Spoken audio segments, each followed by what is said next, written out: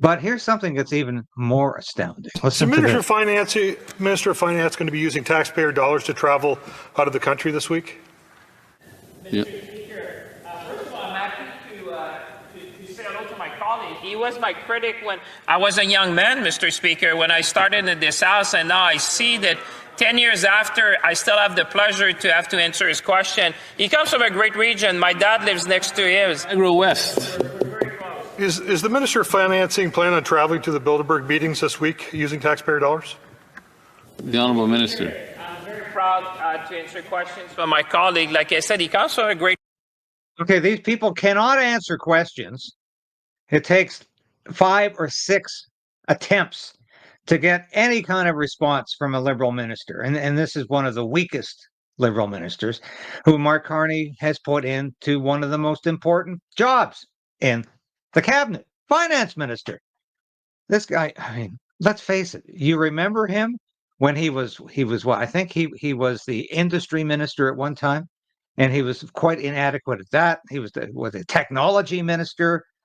Now he's the finance minister, basically number 2 in the cabinet after the prime minister. And people keep saying to me, why does Mark Carney keep appointing, or why, excuse me, appoint so many incompetent people to his cabinet? It's because he likes it that way. So he is the cabinet. He's a cabinet of one. It's Mark Carney all the way. So, I mean, listen to this. So instead of getting a budget together, a spring budget, Champagne is going to one of the most conspiratorial, most secretive groups in the world. This means this cabinet, this government is sold out to the globalists. Let's listen to him continue to region where my family is also, so I've seen him in action, and it's great to see that they can... For Niagara West. I just want to ask the finance minister why he believes that he should spend time at the Bilderberg meetings rather than actually tabling a budget. Honourable Minister. Mr. Speaker, I'm so glad to see my colleague is actually following, paying so much attention about what I do. I travel to Shawinigan also every weekend, Mr. Speaker, and I would be glad to invite him at home as well, because he seems to be very interested where I'm going. Yeah, Champagne, we're very interested to see where you're going, especially when it's to the Bilderberg Society. These people don't take notes, or at least notes that can be published. They're highly secretive meetings.